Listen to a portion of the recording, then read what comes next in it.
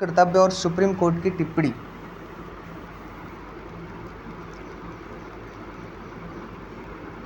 मूल कर्तव्य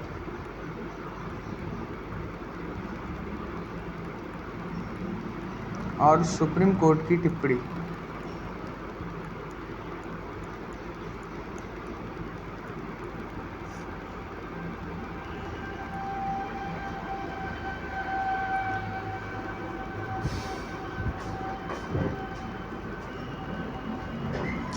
पहले न्यूज में क्या टिप्पणी की है ये चीज़ आप समझ लीजिए या लिख लीजिए, पहले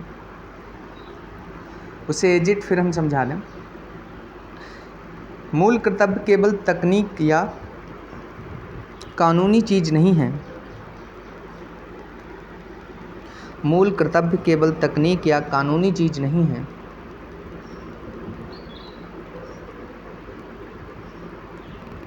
मूल कर्तव्य केवल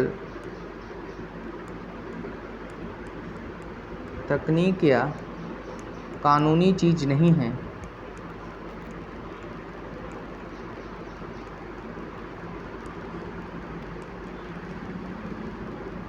बल्कि सामाजिक परिवर्तन की भी कुंजी है। बल्कि सामाजिक परिवर्तन की भी कुंजी है।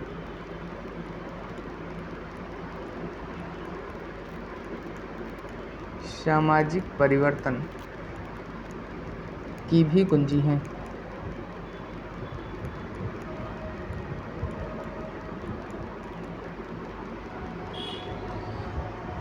इन्हें संविधान में इसलिए शामिल किया गया है। इन्हें संविधान में इसलिए शामिल किया गया है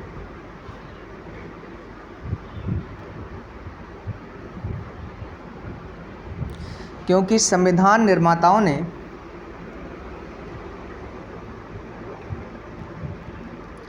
एक ऐसे राष्ट्र की परिकल्पना की थी। एक ऐसे राष्ट्र की परिकल्पना की थी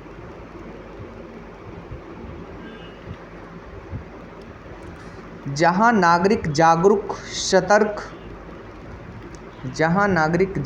सतर्क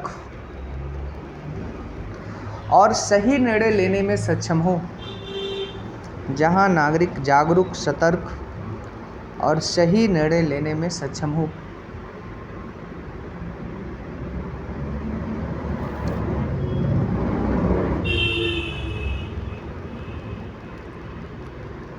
पहले तो हम यही आपको समझा दें, जैसे फंडामेंटल ड्यूटी या मूल कर्तव्य बात की गई है। कर्तव्य का मतलब मैंने कई बार बताया है, इसका अर्थ लिया जाता है जो करने योग्य है। जो करने योग्य है। अब यहाँ पर किसके करने योग्य बातें संविधान में लिखेंगे? नागरिक के।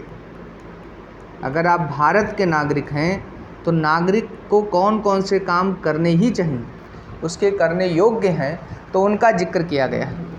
तो सुप्रीम कोर्ट क्या कह रहा है, ये बात को हम डिस्कस करने से पहले इस फंडामेंटल ड्यूटी के इम्पॉर्टेंट वो फैक्ट बताते हैं जो अक्सर पेपर में पूछे जाते हैं। मैंने उन क्वेश्चंस को भी उठाया है जो पब्लिक सर्विस कमीशन में पूछे गए, एक दो क्वेश्चंस को, या यूपीएससी में पूछे गए। तो आप पहले कुछ बातें यहाँ पर मेंशन कर लें, इसकी बेसिक इन्फॉर्मेशन। पहले इसका अर्थ लिखिए। कर्तव्य का अर्थ होता है जो करने योग्य है, और किसके करने योग्य? नागरिक के करने योग्य।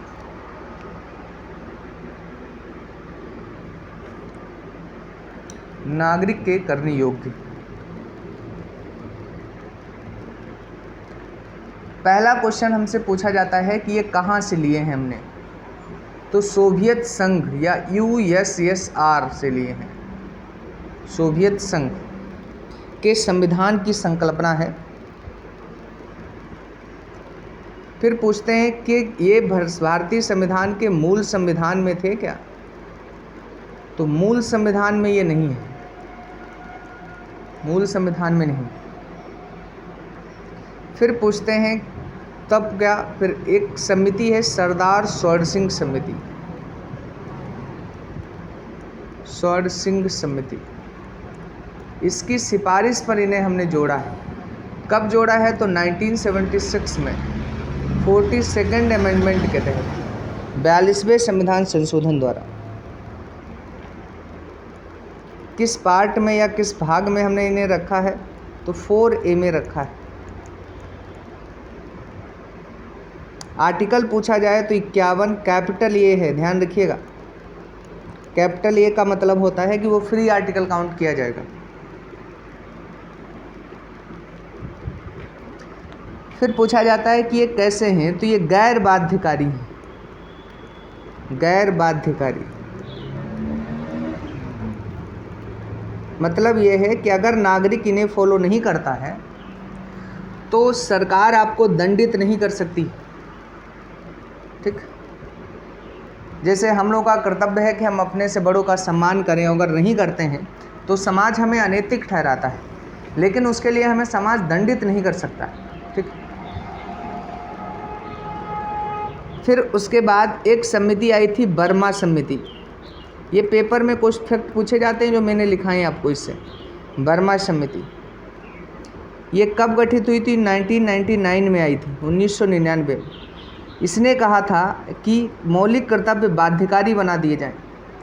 ऐसे आप लिख देंगे, बाध्यकारी बनाने की सिफारिश की थी। बाध्यकारी बनाने की सिफारिश की।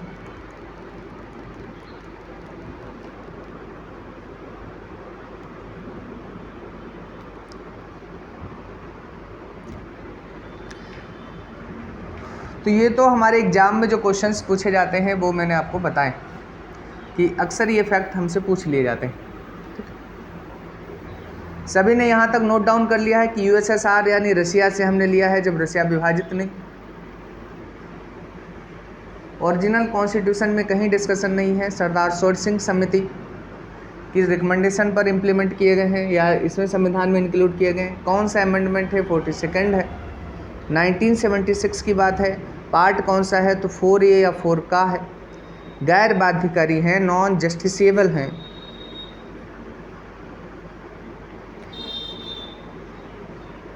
नहीं मानी गई। इसने ये भी कहा था कि टैक्स देना, इसने ये कहा कि जो हमारे कर्तव्य हैं उन्हें तो बाध्यकारी बना दिया जाए, लेकिन टैक्स देना जो है वो ऐच्छिक बना दिया जाए। अब खुद समझे, बताइए, अगर टैक्स देना ऐच्छिक बना दिया जाए तो भारत में क्या कोई टैक्स देगा? रेयर ऑफ रेयरेस्ट ही टैक्स देंगे। ठीक है, तो बहुत सी इस रिकमेंडेशन, उसने बहुत ही आदर्श नागरिकों की कल्पना कर ली थी और उतने आदर्श हमारे यहाँ के नागरिक नहीं। तो पहले हम फंडामेंटल ड्यूटी समझाते हैं, फिर उसकी कमेंट पर चर्चा करते हैं कि वो क्या कहना चाह रहे हैं। लिखना चाहना तो लिख लेना, कोई बुरी बात नहीं है। कर्तव्य आपको पता होना चाहिए कि पहला कर्तव्य दिया। देखिए, हम उसकी लैंग्वेज में नहीं लिखा रहे हैं, हम आम लैंग्वेज में, जिससे आपको समझ में आ जाए। संविधान का पालन पहला, हमारे यहाँ 11 मौलिक कर्तव्य हैं, अभी उसके बारे में हम बताएंगे। तो पहला जो कर्तव्य है वो संविधान का पालन, यानी हमारे यहाँ देखिए जो समाज है उसके संचालन के लिए कई धार्मिक ग्रंथ हैं, लेकिन हर धार्मिक ग्रंथ में कुछ अपनी अपनी रीति रिवाजें हैं और उसके बेसिस पर सौहार्द नहीं बन सकता है पूरे समाज में अगर देखा जाए। तो उसी की वजह से कहा गया है कि संविधान में सभी को समान अधिकार या नागरिक को समान अधिकार की बात की गई है। तो कहा कि जितनी भी चीज़ें संविधान में लिखी गई हैं उनका पालन सभी के सभी लोग करें। दूसरी बातें कही गई हैं कि राष्ट्रीय आंदोलन के आदर्शों का पालन करें। राष्ट्रीय आंदोलन के आदर्शों का पालन, आंदोलन के आदर्शों का पालन, आदर्शों का पालन। इस मौलिक कर्तव्य के लिए हम एक लाइन सुनाया करते हैं कि देश के दुलारे जिस रास्ते से गुजरे हों, ऐसी पगडंडी ऐसा पाँव छू के चलिए, फल फूलते हों जहाँ प्रेम और संस्कार, सपनों का ऐसा कोई गांव छू के चलिए, पुण्य चारों धाम का बनेगा हर एक काम, घर से चलो तुम आके पाँव छू के चलिए। इसका मतलब यही है कि जिन लोगों ने चरम छुआ है, हमारे देश के लिए बहुत कंट्रीब्यूशन किया है, उनके क्या रास्ते रहे हैं, उन्होंने कैसे कैसे त्याग किया, अगर हम उनके आदर्शों को कुछ पालन करके चलेंगे तो हमारे देश का लाभ होगा। तो वो कह रहे हैं कि जो हमारे स्वतंत्रता सेनानी रहे, राष्ट्रीय आंदोलनकारी रहे, उनके कुछ आदर्शों का हम पालन करें या उनके आदर्शों का पालन करें।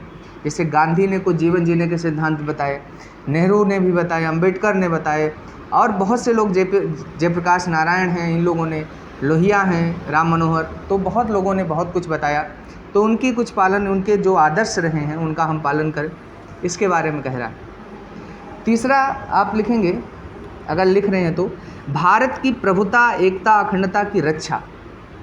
भारत की प्रभुता ये सोवरेनिटी ही है, एकता और अखंडता। अब ध्यान से समझिए, ये टर्म थोड़ा समझ लेना, प्रभुता का मतलब क्या है, हम आगे समझाते हैं। 3 टर्म बात कह रहा है तीसरे में। एक टर्म है हमारा प्रभुता या संप्रभुता कहते हैं, एक कहता है एकता, और फिर एक है अखंडता। प्रभुता का मतलब है कि देखिए हमारे यहाँ जैसे पहले होता था वर्ण के आधार पर सत्ता चलती थी, उच्च वर्ण निम्न वर्ण होता था। आज भी एक हमने न्यूज़ अभी पढ़ी थी, रिपोर्टिंग है हाथ से मैला ढोने के बारे में। तो निम्न वर्ण के कुछ काम पहले होते थे और निम्न वर्ण को दंडित भी किया जाता था। जैसे मनुस्मृति का एक स्टेटमेंट हम आपको बताते हैं। मनुस्मृति में ये बात लिखी गई है, अगर आप उसे पढ़ते हैं, कि जैसे कोई SC कास्ट की अगर स्त्री है, उसका अगर रेप हो जाता है, अगर वो रेप ब्राह्मण द्वारा किया जाता है, तो इसे कुछ पैसों का दंड केवल देना, मतलब कुछ पैसे ये देगा इस स्त्री को, बस ये दंड से मुक्त हो जाएगा। लेकिन यहीं पर अगर ब्राह्मण स्त्री और उसका अगर SC कास्ट का कोई व्यक्ति रेप कर देता है, तो उन परिस्थितियों में कहा यह जाता है कि उसे ज़्यादा दंड दिया जाएगा या मृत्यु दंड दे दिया जाएगा, ऐसा लिखा हुआ है। तो इस तरीके का विभेदकारी जो था, तो प्रभुता कहती कोई आंतरिक वर्ग की भी सर्वश्रेष्ठता नहीं निर्धारित की जाएगी, और बाह्य तो हमने अपने आप को स्वतंत्र ही कर लिया है। तो कहा है कि ऐसे कर्तव्य, ऐसे काम हम करें जिससे हमारी प्रभुता सुरक्षित रहे। दूसरा टर्म समझिएगा एकता, इसे यूनिटी कहते हैं। यूनिटी क्या है कि देखिए हम लोग भिन्न भिन्न धर्म के हैं, भिन्न भिन्न हमारी जातियां हैं, भिन्न भिन्न रंग के हो सकते हैं, क्षेत्रीय मान्यताएं भी हमारी भिन्न भिन्न हो सकती हैं, लेकिन मानसिक रूप से फिर भी हम सब फील करते हैं कि हम सब भारतीय हैं। ये मानसिक एकता है, मानसिक एकता को ही उन्होंने एकता से दर्शाने की बात की। अखंडता टर्म भौगोलिक एकता की बात करता है। जैसे हम लोग पढ़ते हैं कि भारत जो है वो 8 डिग्री 4 मिनट से शुरू होता है और 37 डिग्री 6 मिनट तक इधर विस्तृत है। इधर अगर हम कहें कि आपको पता 68 से शुरू करते हैं हम, 97-25 तक है। तो ये जो भारत का एरिया है, इसे अगर कोई भी छेड़ने की कोशिश करेगी तो हम इसकी सुरक्षा के लिए पूरा प्रयास करेंगे। तो इसके बारे में कह रहा है कि तीसरा, भारत की प्रभुता, एकता और अखंडता की रक्षा करें। तो क्या ये 3 मौलिक कर्तव्य समझ में आ रहे हैं सबको? अच्छा, चलिए, आज पार्टिसिपेशन अच्छा है, थोड़ा ठीक लग रहा है। फिर है चौथा, देश की सुरक्षा। चौथा लिखने अगर अपनी आम भाषा में लिखना चाहते हैं तो वो कह रहा है देश की रक्षा। देश की रक्षा की हम बात करेंगे। अब देश की रक्षा का मतलब क्या है? देखिए हमारे आंतरिक बहुत सी चीज़ें बनी हैं ऐतिहासिक रूप से। जैसे आपको पता है, आपने लाल किला का नाम सुना है, ताजमहल सुना है, इन बिल्डिंग्स हैं, या हमारी कोई रिसर्च सेंटर्स बने, हमारे स्कूल्स बने, यूनिवर्सिटीज़ बनी हैं, इन सब की हम रक्षा करेंगे। जैसे नक्सलिज्म में या नक्सलवादी लोगों के वहाँ पर आप देखोगे तो वो उसी संपत्ति को, सरकारी संपत्ति को नष्ट कर देते हैं। तो इस तरीके की गतिविधियाँ मिल जाती हैं। तो यहाँ पर ऐसा नहीं होगा। तो देश की रक्षा की बात कर रहे हैं। फिर 5वां लिखेंगे सभी के लिए भाईचारे की भावना। सभी के लिए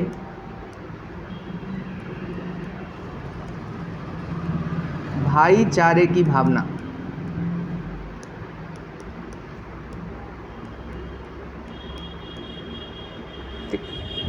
तो भाईचारा, बंधुत्व जो है वो आपको पता भाव से एक होने के अर्थ को दर्शाता है। आप लोग भाई का केवल एक ही अर्थ निकालते हैं, वो वाला अर्थ नहीं।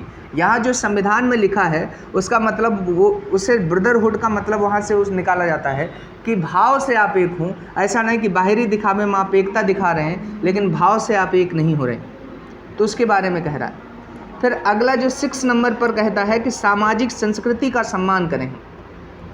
सामाजिक संस्कृति का सम्मान करें। संस्कृति का सम्मान करें। जैसे मैं बताता हूँ कि जैसे भारतीय संस्कृति कुछ पिलर्स पर आप ध्यान दीजिए। भारत में कहा जाता है कि तुलसी का पूजन करें। पहले के जो ऋषि मुनि थे वो बहुत बड़े वैज्ञानिक या साइंटिफिक टेम्परामेंट के थे। आज के लोगों को हम नहीं मानते फिलहाल, क्योंकि ऐसे ऐसे आडंबरों की चर्चा करते हैं। तुलसी में आपको पता होगा कि ये CO को ऑब्जॉर्व कर लेती है। अगर ये CO को ऑब्जॉर्व कर लेती है तो उन परिस्थितियों में कार्बन मोनोऑक्साइड, जो आपको पता है कि हमारे स्वास्थ्य के लिए बहुत हानिकारक होती है, तो उन्होंने इसके लिए कहा पूजा पाठ में आप देखिए कपूर इस तरीके की चीज़ें यूज होती हैं। शंख, शंख से कहते हैं कि कुछ तरंगे ऐसी निकलती हैं जिससे कीटाणु नष्ट हो जाते हैं। कपूर से भी कहते हैं ऑक्सीजन की मात्रा वहाँ पर ठीक है, आप कीटाणु वगैरह जो होते हैं वो उनकी मृत्यु हो जाती। तो ये जो इस तरीके की संस्कृति है, तो वो संस्कृति आप देखेंगे उसके संरक्षण की बात कर रहे हैं, या हमारे संस्कृति में नारी के सम्मान की बहुत बात की जा रही है। तो ऐसी संस्कृति का हम वो करेंगे, बढ़ावा देंगे, या उसका हम सम्मान करें, या उसे हम संरक्षित रखेंगे। कारण क्या है? क्योंकि दुनिया में दो ही चीज़ें सृजन कर सकती हैं, एक नारी और एक पृथ्वी कहा जाता है। और इसलिए प्रकृति पूजक भी ऋग्वैदिक काल में हम लोग मिलते हैं। ऋग्वैदिक काल का इतिहास तब आप पढ़ते हैं तो अर्थ की पूजा मिलती है कि पृथ्वी की हम पूजा करेंगे। और जब यहाँ पर हम बात करते हैं तो भारत में स्त्री को भी बहुत पूजनीय माना गया। कारण क्या है? भारत का जो मौलिक संस्कृति है वो सृजन की पूजक है, सृजन और त्याग की। सृजन मतलब क्रिएटिविटी होता है, और त्याग आप जानते हैं दो चीज़ों की पूजा करती है। लेकिन अब ऐसा इस समय नहीं है। इस समय तो पैसा अच्छा कमा लीजिए तो पूजा हो जाती है, ठीक है। अच्छा, तुम्हें लग रहा है पैसे से ही पूजा तुम्हारी हुई है। अगला लिखेंगे प्राकृतिक पर्यावरण की रक्षा। प्राकृतिक पर्यावरण की रक्षा। अब ये तो आप जानते हैं कि हमारे नदी भी प्राकृतिक पर्यावरण पे आता है, उनकी हम लोग रक्षा करें। पेड़ पौधे जो बहुत काट रहे हैं उससे कारण क्या है? क्योंकि ये कार्बन सिंक, जो कार्बन उत्सर्जित होता है, अगर ये उसे अवशोषित नहीं करेंगे तो हम लोग विभिन्न बीमारियों से पीड़ित हो जाएंगे। तो इसलिए कहते हैं प्राकृतिक पर्यावरण की रक्षा करें। ये वाला मौलिक कर्तव्य हमें सबसे इफेक्टिव लगता है। वो कहते हैं वैज्ञानिक दृष्टिकोण, साइंटिफिक टेम्परामेंट आप पैदा करें। हमारे यहाँ बहुत सी चीज़ें ऐसी हैं, ठीक, जो आपको पता है जो इलॉजिकल रूप से हैं, बस उन्हें लोग मान रहे हैं। तो वो कह रहे हैं कि वैज्ञानिक दृष्टिकोण आप विकसित करें, जो लॉजिकल है केवल उसी को एक्सेप्ट करें। फिर उसके बाद एक सार्वजनिक संपत्ति की रक्षा। सार्वजनिक संपत्ति की रक्षा, संपत्ति की रक्षा।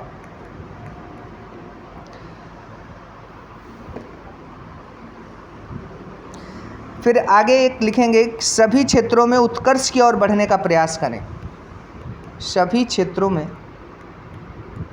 उत्कर्ष मतलब एक्सीलेंस होता है, उत्कर्ष की ओर बढ़ने का प्रयास करें। उत्कर्ष की ओर बढ़ने का प्रयास करें। अब देखिए भारत के बारे में टिप्पणी की जाती है कि भारत ने सामूहिक ग्रोथ नहीं की है। भारत में जितनी भी चीज़ें ग्रोथेबल हुई हैं उनमें व्यक्तिगत ग्रोथें हैं। जैसे एपीजे अब्दुल कलाम के बारे में बोला जाता है कि साइंटिफिक व्यक्तिगत ग्रोथ है। राजनीतिक क्षेत्र में अटल बिहारी वाजपेयी का एग्जाम्पल दिया जाता है कि उनकी व्यक्तिगत ग्रोथ है।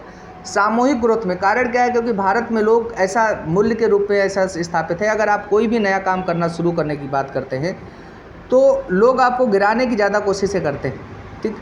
निगेटिव ज़्यादा बोलेंगे उसके बारे में, आप कोई काम शुरू करें, पॉजिटिव थॉट देने से पहले वो निगेटिव थॉट ज़्यादा देते हैं। जबकि यूरोप की कंट्रीज़ में ये चीज़ थोड़ी पॉजिटिव मिलती है। अगर कोई भी बच्चा कोई नया थॉट या स्टार्टअप की बात करता है तो उसे प्रोत्साहित किया जाता है कि ठीक है आप करिए, आप प्रयोग करिए, जितना भी प्रयोग कर सकते हैं उतने प्रयोग करिए, उसके लिए लोग हेल्प करते हैं। हमारे यहाँ प्रयोग की बात करो तो कहते हैं कि कहीं नुकसान हो गया तो, इसमें अगर ऐसा हो गया तो जीवन में प्रयोग ही नहीं करने देते हैं, तो एक्सपेरिमेंट नहीं करने देते। जैसे अमेरिका में अगर 12th पास करने के बाद बच्चा कहे कि हम 3 साल केवल घूमना चाहते हैं और ये जानना चाहते हैं कि दुनिया में क्या है, तो उसे उसके लिए भी स्कॉलरशिप का प्रोग्राम रखा गया कि उसे स्कॉलरशिप दी जाएगी। हमारे यहाँ कोई कहते हैं कि हम घूमना चाहते हैं, घर से तो आपको पता है कुछ ना दिया जाएगा, और सरकार की तरफ से भी शायद ऐसा कोई प्रोग्राम नहीं है। वो बात अलग है कि अथातो घुमक्कड़ जिज्ञासा राहुल सक्करताने ने किया, उसमें लिखा है कि शेर कर दुनिया की गाफिल, जिंदगानी फिर कहा जिंदगानी कर रही तो नौजवानी फिर कहा। ऐसी साहित्य में तो चर्चाएं मिलती हैं लेकिन वास्तविक रूप में ऐसा नहीं मिलता। अभी एक जो 11वां मौलिक कर्तव्य है वो 6 से 14 वर्ष के बच्चों के लिए है। इसमें एक टर्म वो समझना है, केवल कह रहा कि अभिभावक का कर्तव्य। अभिभावक या गार्जियन हम उसे कहते हैं जो आपकी देखरेख करता है। माता पिता ही अभिभावक नहीं होते, हो सकता है माता पिता ही देखरेख करते तो वो भी आ जाते हैं इसमें। हो सकता है आपका भाई बहन आपकी ज़्यादा देखरेख करता है तो आपका अभिभावक आपका भाई बहन हो जाएगा, और हो सकता है कि आपका कोई और भी कर रहा है जो आपके रिलेशंस में है तो वो आपका अभिभावक हो जाएगा। तो 6 से 14 वर्ष के, ये पॉइंट लिख लेना, 6 से 14 वर्ष के बच्चों हेतु प्राथमिक शिक्षा, 6 से 14 वर्ष के बच्चों हेतु प्राथमिक शिक्षा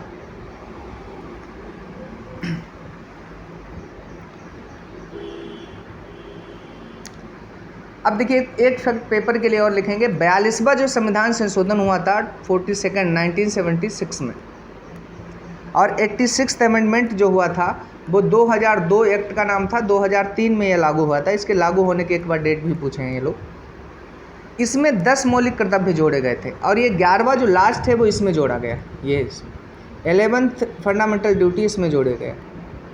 तो ये बात भी लिख देना, 42वें संविधान संशोधन के अंतर्गत 10 ऊपर के जोड़े गए हैं और लास्ट वाला जो है वो 11वां 86th अमेंडमेंट के तहत जोड़ा गया था।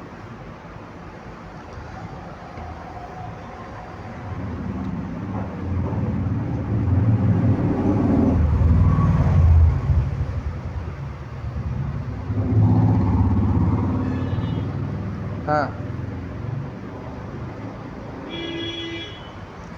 जी जी जी हाँ बिल्कुल है। देखिए एक्चुअली क्या है, प्राथमिक शिक्षा जीवन के अधिकार के अंतर्गत परिभाषित किया गया था। तो जब जीवन के अधिकार कहा कि अगर बच्चे को प्राथमिक शिक्षा तो हमें देनी ही पड़ेगी, तो सरकार से भी एक कर्तव्य के रूप में या अधिकार के रूप में लागू करवाने की बात की गई। तभी 21A एक जोड़ा गया स्वतंत्र आर्टिकल, और 86th अमेंडमेंट के तहत ही जोड़ा गया। और वहाँ पर ये बात कही गई है कि आप 6 से 14 वर्ष तक के बच्चों को निःशुल्क शिक्षा का प्रावधान करें। वहाँ पर कह रहा है प्राथमिक शिक्षा दिलाना प्रत्येक अभिभावक का कर्तव्य होगा। मतलब क्या है कि अभिभावक पर तो हम केस नहीं कर सकते अगर वो अपने बच्चों को पढ़ा नहीं रहे और भेज नहीं रहे 6 से 14 वर्ष, लेकिन सरकार ज़रूर ये प्रयास करेगी कि सरकार हमारी देखरेख के लिए वो है, मतलब जिम्मेदार है, तो वो ज़रूर प्रयास करेगी कि 6 से 14 वर्ष तक के बच्चे शिक्षा पा सकें। उनके लिए ठीक से स्कूल की व्यवस्था करवाना या बहुत तरीके की ऐसी व्यवस्थाएं हैं जो करवाना। तो इसीलिए मौलिक अधिकार में इसे रखा गया है 86 अमेंडमेंट के तहत। सेमी प्रोविज़न है लेकिन मौलिक अधिकार में लागू हो गया। अगर सरकार ऐसा नहीं कर रही है तो आप सुप्रीम कोर्ट या हाई कोर्ट जा सकते हैं, लेकिन अभिभावक नहीं कर रहा है तो आप नहीं जा सकते। बात समझ में? तो इसीलिए हमारे यहाँ एक राइट टू एजुकेशन एक्ट आया है 2009 में, जिसे 1 अप्रैल 2010 से लागू किया गया है। कई बार ये डेट भी पूछी गई, और उसमें निःशुल्क शिक्षा है। निःशुल्क शिक्षा आपको पता है, जैसे आप कभी सरकारी स्कूल वगैरह में देखिए, जैसे मेरे स्कूल में मुझे याद है कि 9th क्लास की जो फीस थी वो केवल 62 रुपीज़ थी। मैं जिस स्कूल में स्टडी करता था 62 रुपये में केवल पढ़ाया गया था पूरा 9th। ठीक है, समझ पा रहे हैं? क्योंकि ये निःशुल्क शिक्षा का ही प्रोविजन है।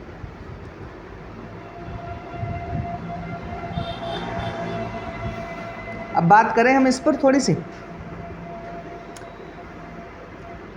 देखिए पहली लाइन कह रहा है मूल कर्तव्य केवल तकनीकी या कानूनी चीज़ नहीं है। इसका मतलब क्या है कि ये केवल कानून के रूप में नहीं। कानून का मतलब होता है कि अगर आप उसका पालन नहीं करेंगे तो आपको वो दंडित कर देंगे, तो ऐसा नहीं, बाध्यकारी टाइप का नहीं रखा गया कह रहा, बल्कि सामाजिक परिवर्तन की कुंजी है। सामाजिक परिवर्तन का मतलब है कि समाज खुद सोचे और कहे कि ये अच्छी चीज़ है। जैसे हम लोग शिष्टाचार बच्चों को क्यों सिखाते हैं, जिससे समाज में सौहार्द बना रहे, बड़ों को भी अपने अस्तित्व का विश्वास होता रहे या अस्तित्व उनको अपना महसूस होता रहे, तो हम उसके लिए आर्टिकुलेट्स या शिष्टाचार सिखाते हैं बच्चों को।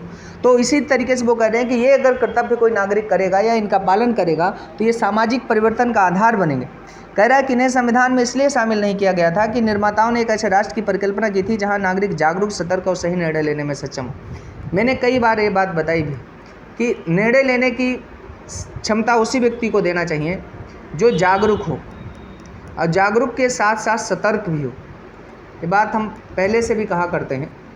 तब यही बात सुप्रीम कोर्ट भी कहने की कोशिश कर रहा है कि कर्तव्य अगर आप कोई व्यक्ति पालन करेगा तो उससे व्यक्ति में जागरूकता, सतर्कता, इस तरीके की चीज़ें भी इंक्रीज होंगी। तो वो अगर आप इस पर बहुत डिटेल में लिखना चाहते हैं, इसके और भी कई पक्ष निकल सकते हैं, लेकिन आप संक्षेप में समझना चाहते हैं तो कह रहा है जहाँ नागरिक सतर्क और सही निर्णय लेने में सक्षम हो, यानी कर्तव्यों का आप पालन करेंगे तो आप धीरे धीरे चीज़ों के प्रति जागरूक होंगे, सतर्क होंगे और अन्य काम करने में भी सक्षम हो जाएंगे। तो इस तरीके की बातें की जा रही है। इसीलिए कहा जाता है कि जब आपको अधिकार दिए गए तो कर्तव्य भी दिए गए, और इसीलिए जहाँ आपको अधिकार मिलते हैं वहाँ कर्तव्य। जैसे मैं एक एग्जाम्पल से समझाया करता हूँ, आपका जब विवाह हो जाता है तो विवाह के बाद आपको एक दूसरे पर कुछ अधिकार मिलते हैं। आप अधिकार के लिए तो लड़ते हैं, लेकिन आप अपने कर्तव्यों का पालन करने से भागने लगते हैं, और तभी वो रिश्ता जो होता है वो खराब हो जाता है। अगर आप कर्तव्य के साथ साथ अधिकार मांग करेंगे तो आपको पता है सौहार्द बना रहेगा और सब कुछ ठीक ठाक चल सकता है। ये ज़िंदगी में भी यही चीज़ लागू होती है और वहाँ भी। ठीक, तो यहाँ तक बात क्लियर है सभी को? तो मैंने बताया था कि एक टॉपिक को हम डिटेल में लेंगे जो थोड़ा वैसा होगा और वो स्टैटिक्स से आपका रिलेट करेगा, वो मैंने कवर किया।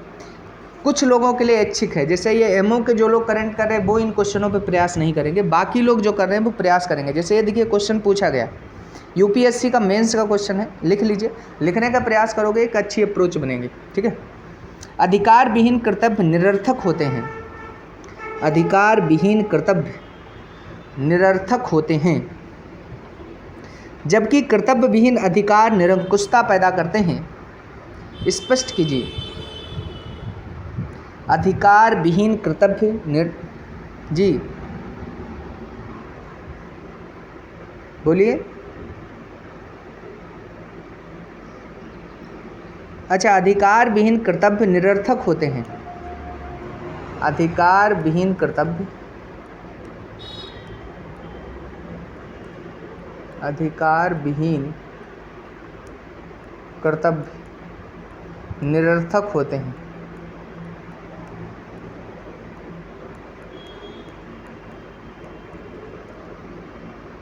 जबकि कर्तव्य विहीन अधिकार निरंकुशता पैदा करते हैं। स्पष्ट कीजिए, कर्तव्य विहीन अधिकार निरंकुशता पैदा करते हैं।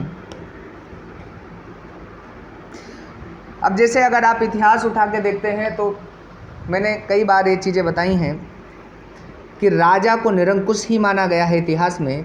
किस लिए? क्योंकि प्रजा जो उनकी होती थी उसके कर्तव्य तो होते थे, लेकिन प्रजा के पास कोई अधिकार नहीं होते थे। तो राजाओं को सामान्य केसेस में जब डेमोक्रेसी के वो थिंकर्स को पढ़ोगे तो वो निरंकुश ही मानते हैं, राजाओं को बहुत वो नहीं मानते। हाँ, वो बात अलग है, कुछ राजाओं ने बहुत वेलफेयर में काम किए हैं, कर्तव्य के साथ उनके अधिकार देने की कोशिशें की हैं उन्हें, तो इसीलिए ये बात कहते हैं। पहला स्टेटमेंट कह रहा है अधिकार विहीन कर्तव्य निरर्थक होते हैं। अगर आप कर्तव्य तो किसी के कोई पालन कर रहा है, लेकिन अगर उसके पास अधिकार ही नहीं है तो उनका भी कोई अर्थ नहीं निकलेगा, वो ठीक से चीज़ों को फॉलो मतलब अप्लाई ही नहीं करेगा। अगर उसे कर्तव्यों का पालन करना पड़ रहा है और उसे अधिकार मिल रहे हैं, जैसे हम बताएं आपको, पिताजी को आपको डांटने का, अपने मूल्य मनवाने का आपने अधिकार दे दिया है, इसलिए वो आप पर क्या कर्तव्य के रूप में आप पैसा मांगते हैं। आपका पैसा किस बात के लिए? कपड़ों के लिए, रहने के लिए घर आपको दिया है उन्होंने, खाने के लिए खाना देते हैं, कभी कभी घूमने के लिए भी पैसा दे देते हैं, इन सब की व्यवस्था वो कर रहे हैं। ठीक है, तो बिना कर्तव्य, तो आप इसे पॉलिटिकल भाषा में लिखेंगे, मैंने आपको क्वेश्चन समझ आ जाए इसलिए आप बताया। ये क्वेश्चन इस तरह के क्वेश्चंस पूछ लेते हैं। बोलो, एक क्वेश्चन और लिख लीजिए जिसे लिखने की कोशिश करिएगा। संविधान यदि मूल कर्तव्यों को परिवर्तनीय घोषित नहीं करता है, संविधान यदि मूल कर्तव्यों को परिवर्तनीय घोषित नहीं करता है, परिवर्तनीय का मतलब समझते हो? इनफोर्सेबल होता है, लागू कराने के लिए, तो वह उन्हें अपरिवर्तनीय भी घोषित नहीं करता है, तो वह उन्हें अपरिवर्तनीय भी घोषित नहीं करता है, अपरिवर्तनीय भी घोषित नहीं करता है। ये चीज़ें हम पढ़ाएंगे आपको कि ये इनफोर्सेबल नहीं है, परिवर्तनीय अपरिवर्तनीय कुछ भी नहीं कहता, मौन रहता है, कहता है कि आप कोर्ट जा सकते हैं या नहीं जा सकते। और देखिए इसीलिए ऐसा किया भी गया। याद करिए कई बार इस पर 2002 की हमारे यहाँ राष्ट्रध्वज के लिए एक संहिता आई थी, और अभी थोड़े दिन ही पहले आई थी कि जब फिल्म कोई मूवी हॉल में आप फिल्म देखने जाएंगे तो वहाँ राष्ट्रगान आपका बजेगा। ठीक है, तो इस तरीके से ये मौलिक कर्तव्य हैं, और मौलिक कर्तव्य के रूप में भी उनमें भी कंपलसरी कर देते हैं वो कभी कभी। तो ये बातें आपको समझनी। तो चर्चा कीजिए, कहा है इन्होंने 2015 का ये क्वेश्चन है यूपीएससी का। आप लोग अप्लाई देखिए, अटेम्प्ट कर पाते हैं कि नहीं कर पाते हैं, ठीक से लिख लेंगे। लिखिए, भारत की प्रभुता, एकता और अखंडता की रक्षा करें। भारत की प्रभुता, एकता और अखंडता की रक्षा करें। फर्स्ट ईयर कितने बजे बुलाया था आपको? 4 बजे का उसने निकला दो उन्होंने? 4 से 6 का। अच्छा, चलिए नीचे देखते हैं।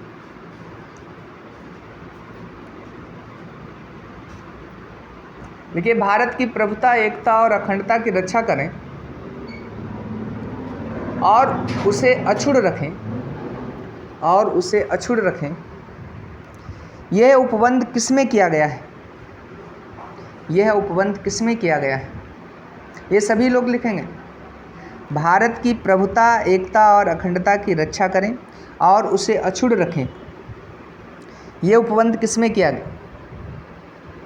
अछूड़ क्या होता है? मतलब होता है कि टच ना करने दें, हम स्वतंत्र रखें। जैसे अरे हम लोग नहीं कहते हैं कि हमने आज तक अपने आप को किसी को छूने तक नहीं दिया, तो अछूड़ रखा है, वही वाला ये अछूड़ा है। पहला है संविधान की उद्देशिका। संविधान की उद्देशिका, क्या ये बातें उद्देशिका में लिखी गई हैं? पहला। दूसरा है डीपीएसपी, राज्य के नीति निदेशक तत्व जिसे कहते हैं। तीसरा दिया है फंडामेंटल राइट और चौथा दिया है फंडामेंटल ड्यूटी। Fundamental duty.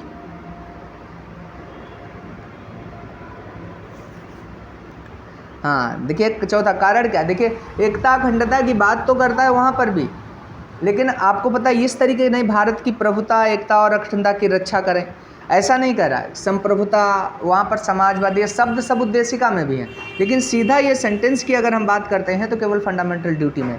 ये पूछा जा चुका है क्वेश्चन। एक क्वेश्चन देखिए और आया, जो टफ क्वेश्चन है वही मार्क किए, फिर बाकी आपकी क्लास में हम कराएंगे जब पढ़ाएंगे इसे। लिखिए, निम्नलिखित में से कौन सा या से भारतीय नागरिक, कौन सा ऑब्लिक से भारतीय नागरिक के मूल कर्तव्य के विषय में सही है? के मूल कर्तव्य के विषय में सही है। एक लड़का आया है नीचे, देखो जाके बात करो, और जो अजय को फ़ोन करना, देखना बात करना है।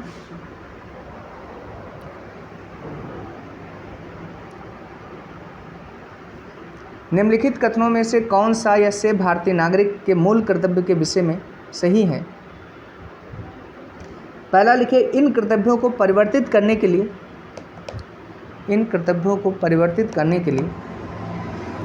एक विधायी प्रक्रिया दी गई है।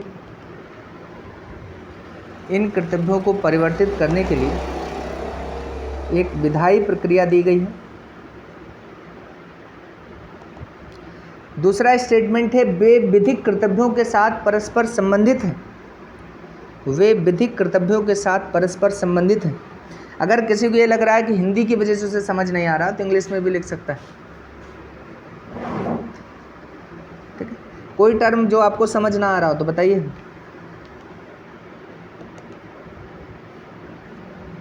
विधायी का मतलब लेजिस्लेटिव होता है। दूसरे है, they are correlative to legal duties. दूसरा स्टेटमेंट है।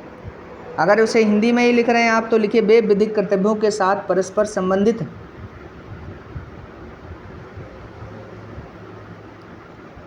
चलिए, ये स्टेट क्वेश्चन थोड़ा अच्छा लगा था मुझे, तो इसे आप अगर करते हैं बताइएगा आप ही कि कौन सा इसका आंसर होगा।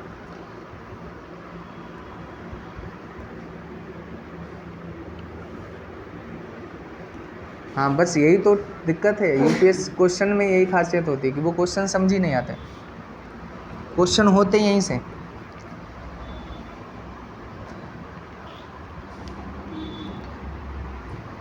अच्छा, बाकी लोग भी रिप्लाई करिए, सब लोग रिप्लाई करना है।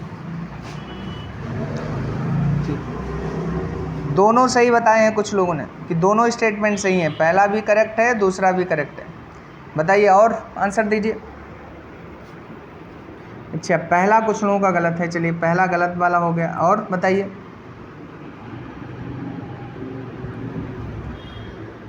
अरे जल्दी जल्दी बता दीजिए।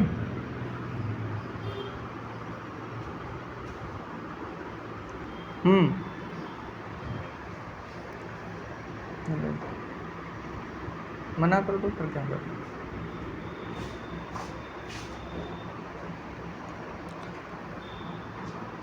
पहला सही है, ठीक। और बताइए। अरे अभी 3 ही लोगों ने आंसर दिया है जी, दोनों सही हैं, ठीक है।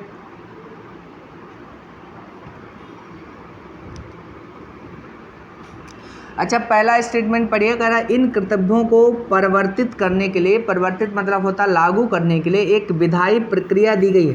कहीं आपको पढ़ाया मैंने लेजिस्लेटिव प्रोसीजर दिया गया कि इन्हें लागू ही कराया जाएगा? कोई प्रक्रिया नहीं है कहीं संविधान में। और खूब लिखाया ये गैर बाध्यकारी हैं, मतलब इन्हें इनफोर्सेबल हैं, आपकी इच्छा पर निर्भर है, इन्हें लागू कराना कोई कंपलसरी नहीं है। बात समझ पा रहे हैं? अरे हाँ ना में तो बताइए कि कहीं पर भी नहीं। देखिए मैंने कीवर्ड लिखा है गैर बाध्यकारी हैं, इन्हें इम्प्लीमेंट या इनफोर्सेबल नहीं है ये। और पहला स्टेटमेंट, चलिए ठीक है। दूसरा लिखा है वे विधिक कर्तव्यों के साथ परस्पर संबंधित हैं।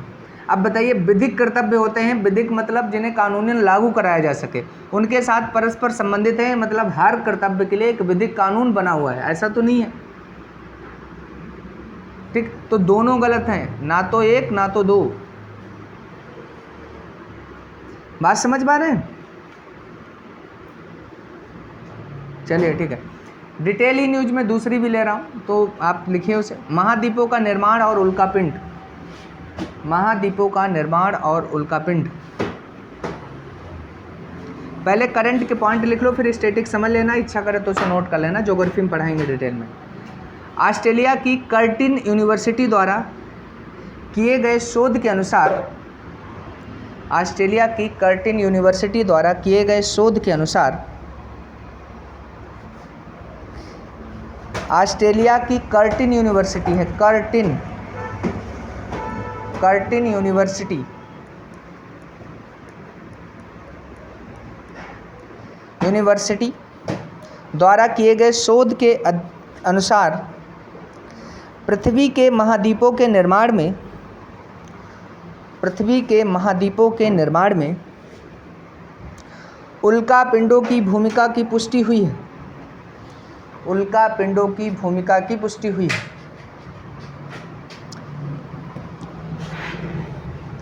और केवल इतना बस लिख लीजिए कि महाद्वीपों के निर्माण में उल्कापिंडों का योगदान है, ये बात ऑस्ट्रेलिया की कर्टिन यूनिवर्सिटी ने अपने शोध में दी है।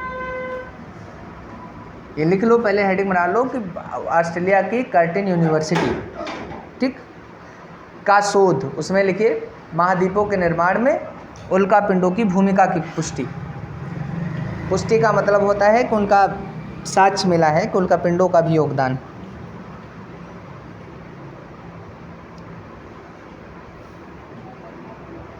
समझाएं अब क्या बताया इन्होंने? ठीक है, देखिए क्या बताने की कोशिश की है, जिसे आपको पता ही होगा कि अर्थ है, जिन लोगों ने ज्योग्राफी वगैरह पढ़ा है तो उन्हें समझ में आता होगा कि मैंने बताया प्रारंभिक काल में, या आज जैसे हम कहें 4.5 अरब वर्ष पूर्व हमारी पृथ्वी बनी, ठीक है। तो पृथ्वी इस तरीके से थी कि इसका ये वाला पार्ट जो है इस तरीके से वो ठोस है, जैसे हमारा महाद्वीप है, जैसे हम लोग जिस पर रह रहे हैं, इस ठोस पार्ट ये एक ही में जुड़ा हुआ था, और इस ठोस पार्ट को नाम दिया गया था पेंजिया। किसी की माइक ऑन है, अब वो संवाद में भी लगा हुआ, तो ये पेंजिया कहलाता है। अब उसके बाद इस तरीके से इसके चारों ओर पानी भरा हुआ है, तो एक जो पानी यहाँ पर है इसे उन्होंने पेंथालासा कहा। तो पहली केस बताया कि ये पेंथालासा। अब शोध इनका ये कह रहा है कि इसी दौरान पृथ्वी से एक विशाल उल्कापिंड टकराया है, और ये टकराने की वजह से ही ये ब्रेक हो गया, और ब्रेक होने की वजह से ही अब जो महाद्वीप इस समय है वो महाद्वीप बने हैं। वो बताया है कि फिर बाद में इन्होंने ये भी माना है कि जैसे हमारे आपको पता है प्लेट टेक्टोनिक थ्योरी मानी गई है, प्लेट टेक्टोनिक थ्योरी ये मानी जाती है, यही मतलब सबसे ऑथेंटिक मानी गई अभी तक है कि महाद्वीपों का निर्माण वगैरह कैसे हुआ। तो ये प्लेट टेक्टोनिक थ्योरी ये कहती है कि इस पर कुछ बल कार्य करते हैं, और उन बलों की वजह से ये जो है इनमें विखंडन हुआ, धीरे धीरे विखंडन होने के बाद विस्थापन हुआ और आज भी विस्थापन के साक्ष्य मिलते हैं।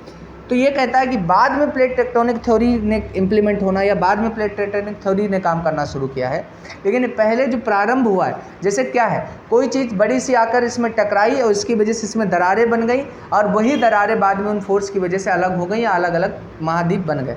जैसे मान लीजिए कि कोई चीज़ आई के टकराई और उसके बाद यहाँ पर इस तरीके से चीज़ें बन गई। जैसे हम ऐसे बताएं आपको, ये से मैं आपसे पूछ करिए, ये दरार पड़ गई इनमें इस तरीके से, मान लीजिए ये, और कहा कि फिर यही जो टुकड़े हैं ये वाले विस्थापित हो गए फोर्स की वजह से। तो ये बताया है ऑस्ट्रेलिया की कर्टिन यूनिवर्सिटी ने। तो क्या मोटा मोटा समझ में आया आपको ऑस्ट्रेलिया कर्टिन, और क्यों ये ऐसी बात कर रही कि ऐसा ही हुआ है? तो उसके पीछे केवल एक ही साक्ष्य उसके पास है कि जिरकॉन जो है वो पृथ्वी में जिरकॉन तत्व नहीं मिलता है, जिरकॉन, और ये ऑस्ट्रेलिया के पश्चिमी साइड से मिला है उसे। इसका मतलब वो कह रहा है कि उस दौरान इससे उल्का पिंड टकराया है और उसकी वजह से ही ये महाद्वीपों का निर्माण हुआ है। बस इतनी सी, इसे मान नहीं रहे हैं। बाकी शोधकर्ता ये कह रहे हैं कि बाकी कोई साक्ष्य आप नहीं दे पा रहे हैं, केवल जिरकॉन की वजह से हम कैसे मान लें कि उल्का पिंड टकराया था, कैसे विस्थापित हुए, कौन से फोर्स काम किया, इन सब चीज़ों की आप पुष्टि नहीं कर पा रहे। तो बहुत वैलिड नहीं है, लेकिन ऐसे शोध पत्र जब आते हैं इनसे क्वेश्चंस पूछ लेते हैं, बोलो कभी स्टेटमेंट में पूछ लेते हैं, कभी कैसे पूछ लेते हैं। हम लोग थोड़ा बैकग्राउंड जान लेते हैं। तो कुछ पॉइंट हम लिखा रहे हैं, अब उन्हें लिखते जाइएगा। स्टैटिक के हैं वो पॉइंट। जैसे पहला लिखिए, ये बना दीजिएगा, इस ठोस पिंड को पिंजिया कहते हैं, ये भी अपने आप में पूछा जाता है, और ये पानी जो भरा हुआ है इसे पेंथालासा कहते हैं। ये लिख लो पहले।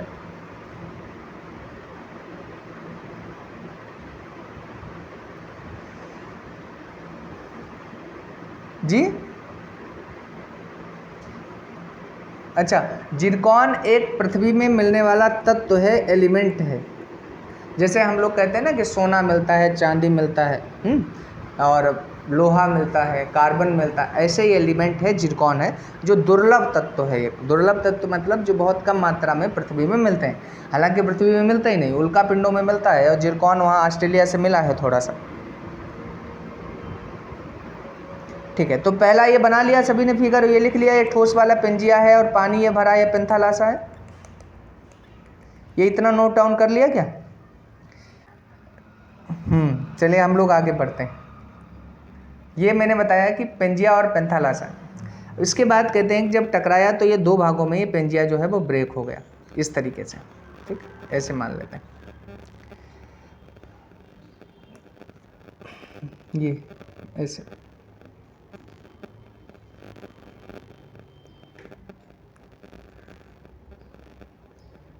और ये जो बीच का हिस्सा है ये आपको बताया बनेगा आपका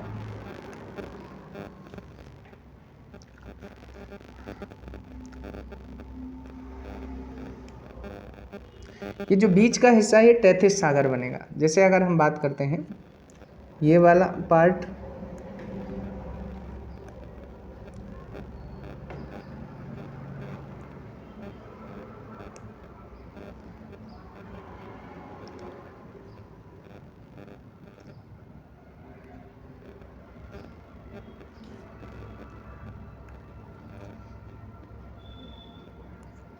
ठीक, ये बीच वाला पार्ट, अगर ऊपर वाले की हम बात करते हैं तो इसे हम कहते हैं गोंडवाना लैंड, गोंडवाना लैंड, और नीचे वाले को हम कहते हैं अंगारा लैंड।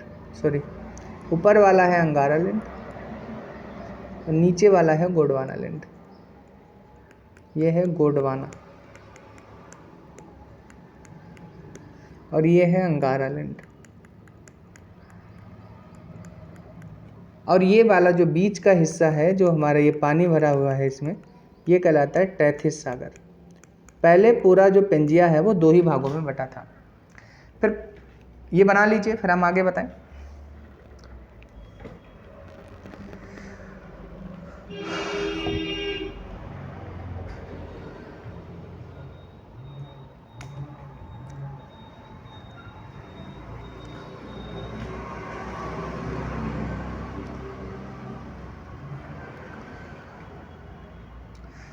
बन गया ये।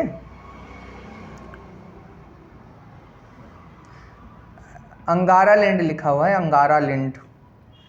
बीच में ये जो जलीय भाग है जो बीच का, वो टेथिस सागर कहलाता है। नीचे का है जो गोंडवाना लैंड है।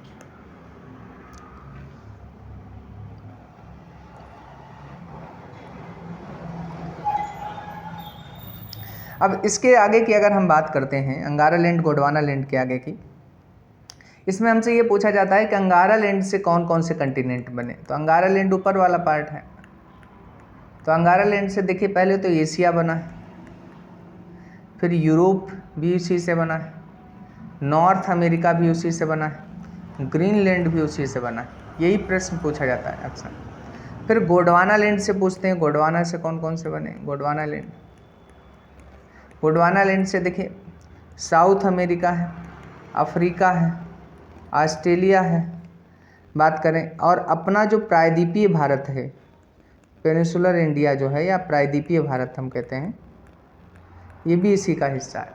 तो इसलिए पूछा जाता है भारत किसका हिस्सा है, तो भारत गोंडवाना लैंड का हिस्सा है। ये नोट कर लीजिए फटाक से।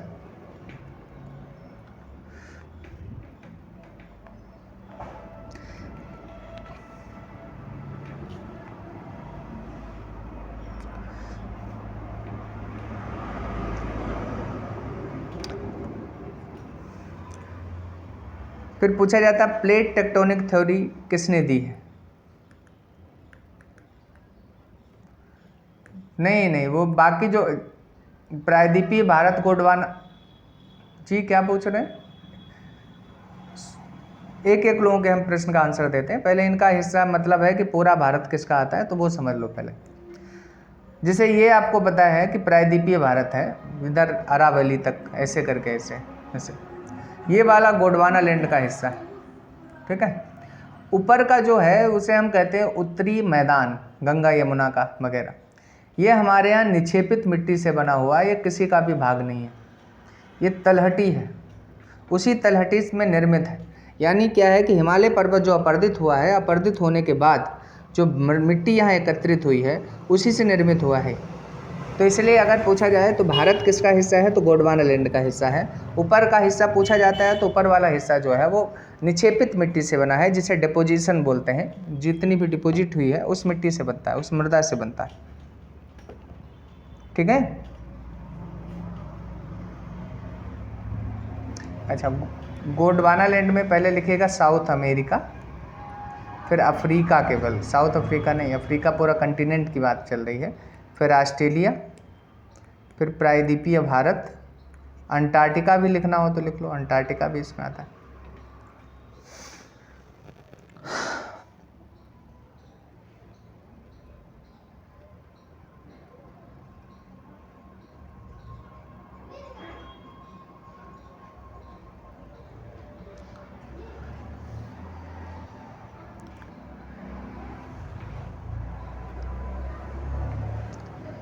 विवर्तनकीय सिद्धांत कई लोगों ने दिया है, प्लेट टेक्टोनिक थ्योरी उसका पूछा है, लेकिन मैक्सिमम योगदान इसमें मॉर्गन का है। तो अगर एक नाम पूछा जाए तो लिखिए प्लेट टेक्टोनिक थ्योरी या प्लेट विवर्तनकीय सिद्धांत। प्लेट विवर्तनकीय सिद्धांत जो है वो दिया है मॉर्गन ने, 1965 की बात है।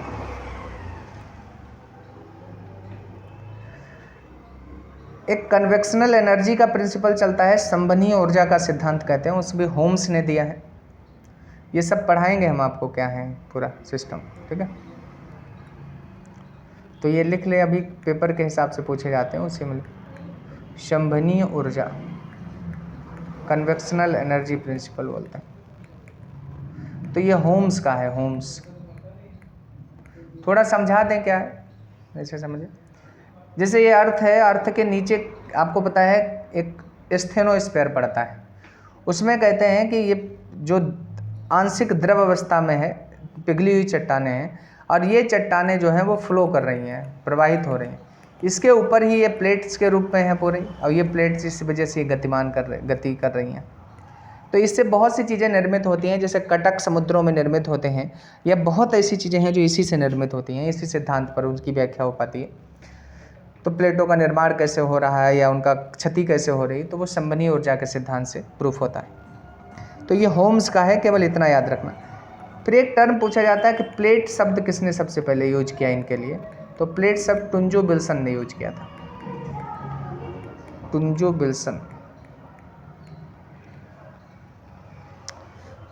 विल्सन ने प्रयोग किया है।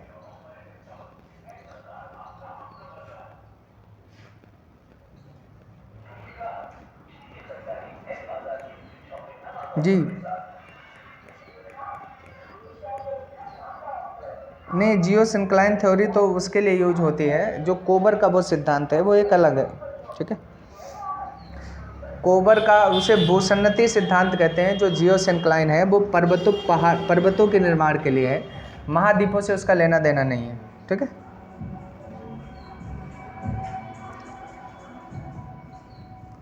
महाद्वीपी विस्थापन एक वेगनर का सिद्धांत है। कॉन्टिनेंटल ड्रिफ्ट थ्योरी वो लिख लीजिए, कॉन्टिनेंटल ड्रिफ्ट थ्योरी है, ये वेगनर का है, वेगनर। 1912 में दिया था। बहुत पढ़ोगे, इनका मेन सेंस में भी क्वेश्चन यहाँ से पूछा जाता है। ज्योग्राफी पढ़ाएंगे तो आपको पढ़ाएंगे भी। एक सागर नित्तल का प्रसरण सिद्धांत, जी महाद्वीपी विस्थापन, कॉन्टिनेंटल ड्रिफ्ट थ्योरी है।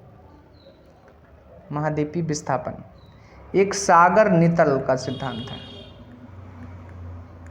सागर नित्तल प्रसरण सिद्धांत।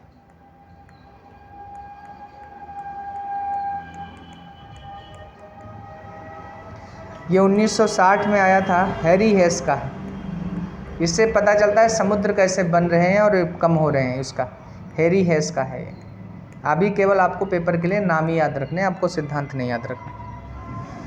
उन्हें पूरा सिद्धांत पढ़ना है जिन्हें मेंस वगैरह लिखना होता है, तब कि क्या क्या बताया, क्या पॉजिटिव है क्या नेगेटिव है।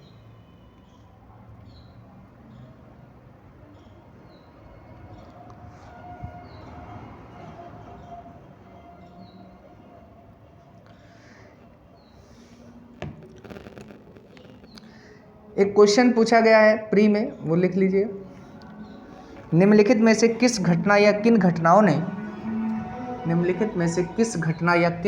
ने जीवों के विकास को प्रभावित किया होगा? जीवों के विकास को प्रभावित किया होगा।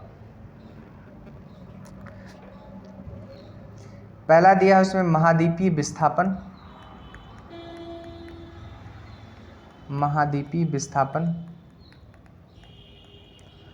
और दूसरा दिया है हिमानी चक्र। इसे कॉन्टिनेंटल ड्रिफ्ट कहते हैं, पहले बता चुके हैं इंग्लिश में। इसे ग्लेशियल साइकिल्स कहते हैं, ग्लेशियर। निम्नलिखित में से किस घटना या किन घटनाओं ने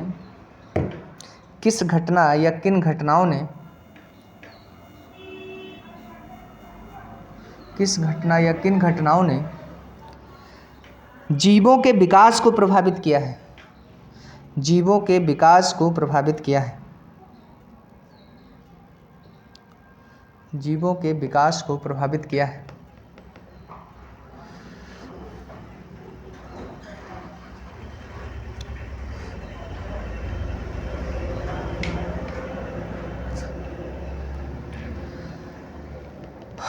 बताइए। अच्छा, महाद्वीपीय विस्थापन प्रभावित करेगा नहीं करेगा? अच्छा, दोनों करते हैं। देखिए समझिए कैसे करेंगे। जैसे आप देखिए, पहले अंटार्कटिका के पास प्रायद्वीपीय भारत अपना हुआ करता था, ऐसे यहाँ पर। अब यहाँ से पहले ये वाला ठंडे जोन में था, अब ठंडे से वो गर्म जोन में पहुँच गया, तो यहाँ की वनस्पति और यहाँ की वनस्पतियों में बहुत अंतर आ जाएगा। समझ पा रहे हैं बात? तो इसलिए जीवों के साइक्लिक को ये विस्थापन भी प्रभावित करेगा। ग्लेशियल बहुत तापमान हो जाए, बहुत ठंडा मौसम हो जाए, दोनों की वनस्पतियाँ और जीव जो होंगे वो भिन्न हो जाएंगे। तो ग्लेशियल साइकिल भी वो करता है। हिमयुग पढ़ोगे, बुर्म, ये सब पढ़ाए जाते हैं। एक प्रश्न पूछा 2013 में, क्वेश्चन पूछा गया मेंस का, वो लिख ले। महाद्वीपीय विस्थापन के सिद्धांत से आप क्या समझते हैं? एमओ के पेपर वाले लोग इन क्वेश्चनों को लिखने का प्रयास नहीं करेंगे, टाइम वेस्ट है उनका। ठीक है। लेकिन अगर आरओ या आरओ पब्लिक सर्विस कमीशन कोई भी एग्ज़ाम देते हो तो प्रयास करोगे क्लियरिटी आएगी। महाद्वीपीय विस्थापन के सिद्धांत से आप क्या समझते हैं? महाद्वीपीय विस्थापन के सिद्धांत से आप क्या समझते हैं? इसके पक्ष में प्रमुख साक्ष्य के लिए विवेचना कीजिए। इसके पक्ष में प्रमुख साक्ष्य के लिए विवेचना कीजिए। इसमें वैगनर थ्योरी आप डिस्कस कर देंगे तो ये आंसर कंप्लीट हो जाएगा। और मैंने जिन्होंने ज्योग्राफी 1-2 लोग हैं इसमें जिन्होंने पढ़ी है मुझसे, तो मैंने पढ़ाया है। प्रमुख साक्ष्य मतलब इम्पॉर्टेंट एविडेंस दीजिए। जैसे वैगनर थ्योरी जब मैं पढ़ाता हूँ तो एविडेंस याद करिए। एक जिग्सा फिट पढ़ाता हूँ, जिग्सा फिट याद आया? तो ये जिग्सा फिट है। फिर दूसरा मैंने कई बार बताया है, अगर प्लेसर निक्षेप याद रहा हो आपको, ये सब साक्ष्य हैं, तो ये सब आपको बताना पड़ेगा। तो इसी तरीके से 5-6 साक्ष्य हम खूब आपको पढ़ाए हैं, तो इसलिए आप उन्हीं को लिखें। आगे देखिए, एक क्वेश्चन और लिख लेना। महाद्वीपीय विस्थापन सिद्धांत किस प्रकार से, महाद्वीपीय विस्थापन सिद्धांत किस प्रकार से महाद्वीपों की उत्पत्ति के आधारभूत कारकों की पहचान करता है? महाद्वीपों की उत्पत्ति के आधारभूत कारकों की पहचान करता है। महाद्वीपीय विस्थापन सिद्धांत किस प्रकार से महाद्वीपों की उत्पत्ति के आधारभूत कारकों की पहचान करता है? आधारभूत कारकों की पहचान करता है। समालोचनात्मक मूल्यांकन कीजिए। समालोचनात्मक मूल्यांकन कीजिए। चलिए अगली न्यूज आप लिखेंगे, हाथ से मैला ढोने वाले कर्मचारियों की गणना। हाथ से मैला ढोने वाले कर्मचारियों की गणना।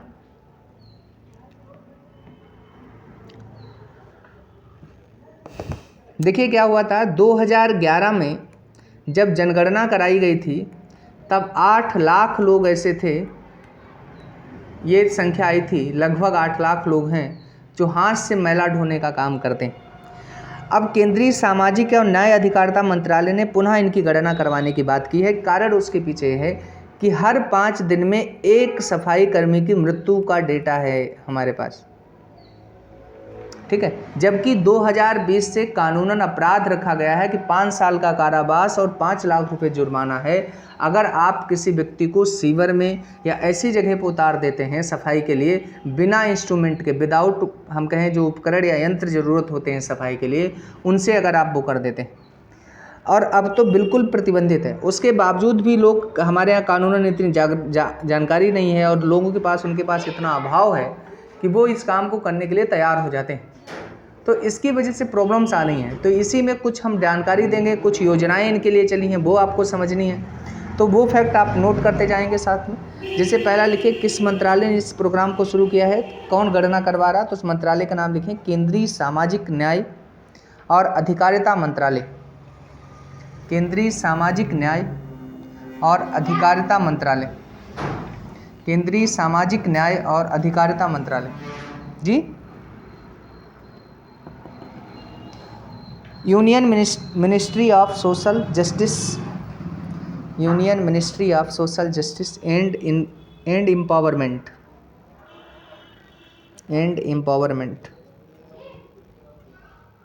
Union ministry of social justice and empowerment.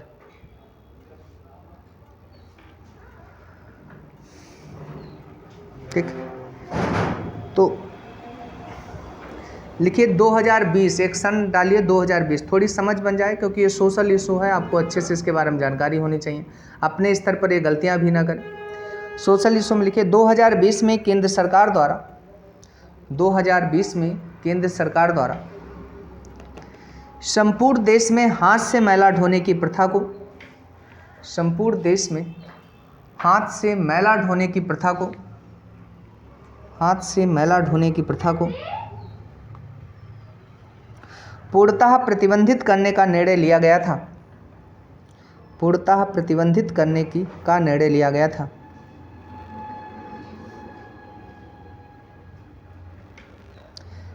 दूसरा, एक 2011 की जनगणना के अनुसार ऐसे लोगों की संख्या 8 लाख है, ये भी लिख देंगे। मैनुअल स्कैवेंजर्स बोलते हैं इन्हें,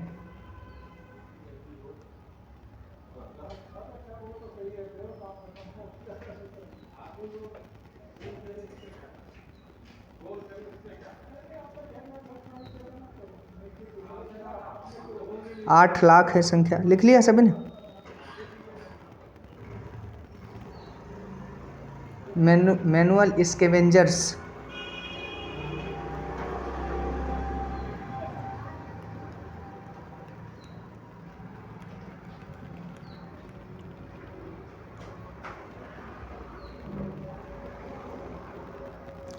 ये डेटा भी लिख लीजिए। एक एनजीओ के अनुसार प्रत्येक 5 दिन में औसतन एक सफाई कर्मचारी की मृत्यु सीवर लाइन में उतरने के कारण होती है। एनजीओ के अनुसार प्रत्येक 5 दिन में औसतन एक सफाई कर्मी की मौत सीवर लाइन में उतरने के कारण जहरीली गैस के चलते होती है।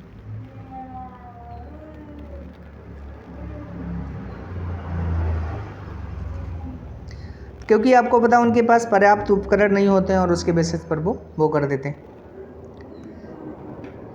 पिछले दशक, विगत दशक की बात करा, मतलब 10 साल में, पिछले अगर 10 साल में देखें तो सरकारी आंकड़ा ये है कि 1876 लोगों की मृत्यु सीवर में उतरने के कारण हुई है। तो ये भी लिखते हैं, चाहे अगर जाएँ नहीं तो जानकारी रखें कितनी बड़ी मात्रा में। देखिए, भारत में इनके लिए प्रचलित कानून, भारत में इनके लिए प्रचलित कानून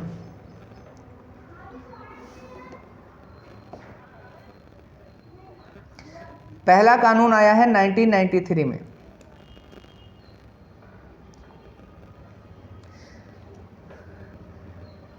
पहला कानून 1993 में बना था, जिसके तहत इस प्रथा को समाप्त करने की घोषणा की गई थी, जिसके तहत इस प्रथा को समाप्त करने की घोषणा की गई थी।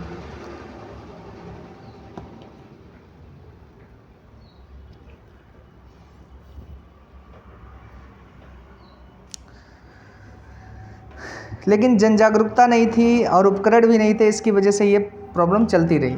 ठीक है। फिर 2013 का एक कानून बनाए, उसमें लिखिए 2013 के में मैनुअल स्कैवेंजर्स को रोजगार की श्रेणी से हटा दिया गया।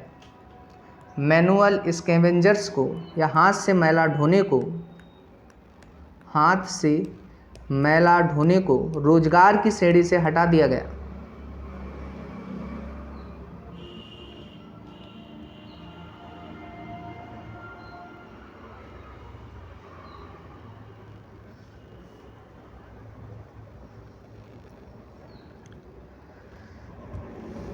अगला लिखिए, यदि किसी व्यक्ति को सीवर लाइन में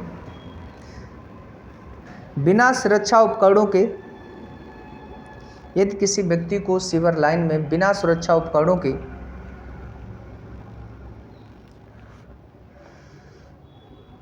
भेजा जाता है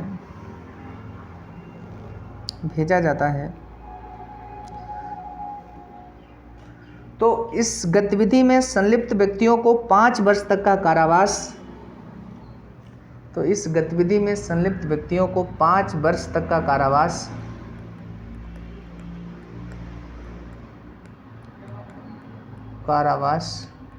या 5 लाख रुपए जुर्माना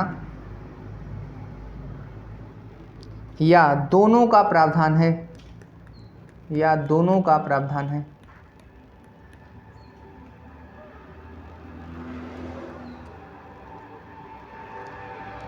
लेकिन इसके बावजूद भी इसके खूब साक्ष्य मिल रहे हैं, क्योंकि बहुत लापरवाही है प्रशासनिक स्तर पर, कोई देख रेख नहीं है। ठीक। तो केंद्र सरकार ने बड़े निर्णय ये लिए हैं कि ये काम केवल मशीनों से कराया जाए, मशीनों से ही सफाई अभियान के लिए अभियान चलाने की कोशिश कर रही है वो।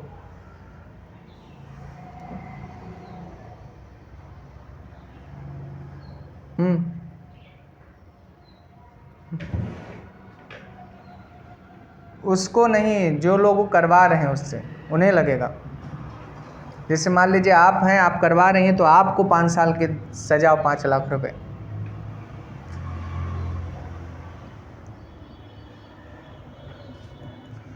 हाँ, तो उसके बाद तो आप करवा ही क्यों रही हैं?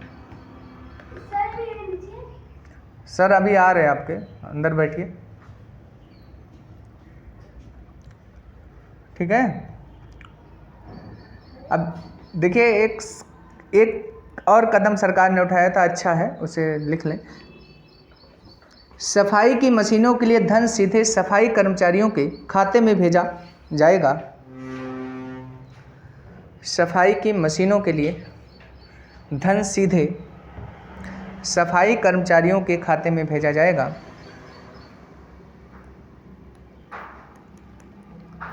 इसका मतलब समझ पा रहे हैं? किसी नगर पालिका ठेकेदार या उसके खाते में नहीं जाएगा, सीधे उसके पास जाएगा।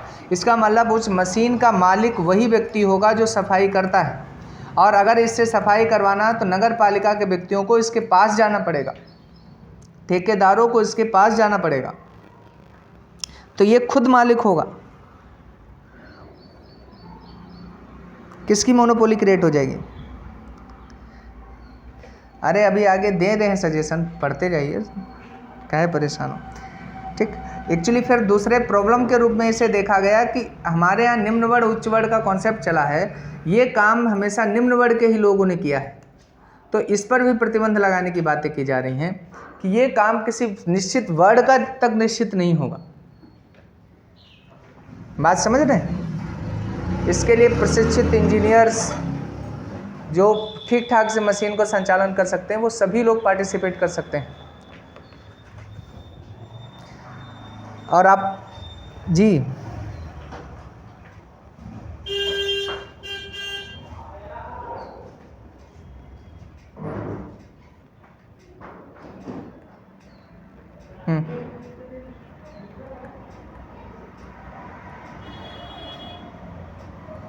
तो आप लिखिए उसके लिए एक सॉल्यूशन आपको दे रहे, लिखिए नमस्ते योजना। इसी से रिलेटेड है, एक लिखिए केंद्रीय शहरी मंत्रालय द्वारा इनके लिए नमस्ते योजना लागू की गई है। केंद्रीय शहरी मंत्रालय द्वारा इनके लिए नमस्ते योजना लागू की गई है। इसका उद्देश्य, नमस्ते योजना क्या है कि हाथ से मैला ढोने से वो हाथ जोड़ लेंगे, उसी की वजह से उसे नमस्ते योजना। इसका उद्देश्य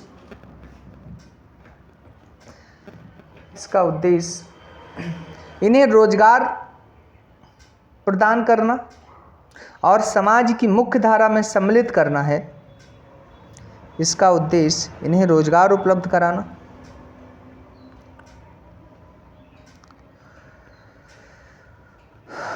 और समाज की मुख्य धारा में सम्मिलित करना है, क्योंकि आपको पता है छुआछूत इनके साथ खूब अच्छे से होता है, तो ये नमस्ते योजना इसके लिए लाई गई थी। प्रश्न हमारा यह है कि हाथ से मैला ढोने की कुप्रथा 21वीं सदी में भी क्यों, जबकि 21वीं सदी तो शिक्षित लोगों की सदी मानी जा रही है, जबकि मृत्यु के भी आंकड़े हैं, सब कुछ है। बताइए। हाँ, वही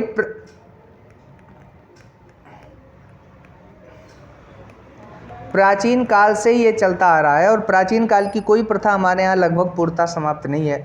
खुद आप सोच कर देखिए, 1976 में अंतिम सती प्रथा का साक्ष्य मिला है, और एक तरीके से बहुत, अगर इनडायरेक्टली इस पर रिसर्च कर लिया जाए तो आज भी बहुत से ऐसे साक्ष्य हैं जो महिलाओं को, क्योंकि घरेलू हिंसा के लिए अधिनियम 2006 में बनता है, और सर्वे आते हैं कि 29.3% महिलाएं अपने पति से लगभग रेगुलर बेसिस पे पीटती हैं। मुझे तो ये भी लग रहा है कि बाकी पीटती होंगी। तो पुरुष सुरक्षा के लिए कानून बनना चाहिए।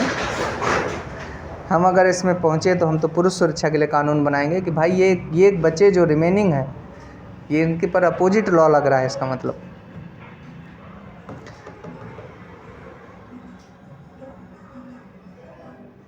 हमारे अगेंस्ट कैसे फाइल कर देंगे केस? किसने शांति बना रखी है? नहीं, आपको बता, पुरुष या मतलब मानव की प्रवृत्ति है, मानव सत्ता ही करेगा। या तो वो शासित होगा या खुद शासन करेगा। घर में दो ही राज चलते आपको मिलेंगे, या तो माँ का शासन चल रहा होगा या पिता का। जी, कोई पूछ रहा है कुछ?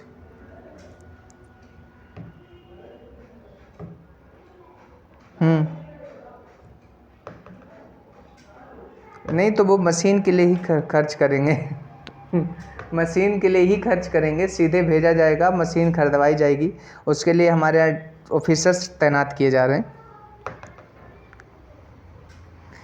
अच्छा, इन लोगों को सबसे बड़ा डर यही रहता है कि पी लेंगे। आपको पता है कि लड़कियों के लिए भी हम तो कहते हैं कि एक शर्त, पुरुष जिस दिन इस बात के लिए धरने पे बैठ गया कि उतना पैसा और उतना नुकसान हमारे पीने से नहीं है जितना तुम्हारे मेकअप करने से है, और जिस दिन इसके प्रोपोर्शनल उसने धरना कर दिया, उस दिन आपको पता है ये लोग कहेंगे कि तुम पियो, हमें कोई आपत्ति नहीं, हमें कोई आपत्ति नहीं है। क्योंकि आप देखिए कि इतने केमिकल्स ये लोग यूज करती हैं, ठीक है, और कहना नहीं चाहिए लेकिन हम कह रहे हैं फिर भी, आप सब मैच्योर हैं और उस उम्र में हैं। इन केमिकल्स के साथ अगर कोई व्यक्ति मान लीजिए प्रेम में उतर गया तो वो पता चले कि उसके सब अंदर केमिकल पहुंच गए, तो वो उससे ज़्यादा नुकसान उसके शरीर को पहुंचता है जितना पीने से नहीं पहुंचता। तो इन सब परिस्थितियों पर विचार क्यों नहीं कर रही हैं लड़कियां? इस पर भी तो करना चाहिए।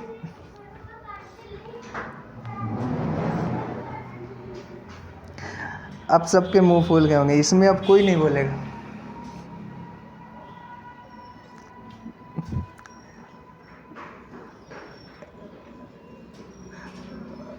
अच्छा अच्छा, हाँ, अच्छा, हाँ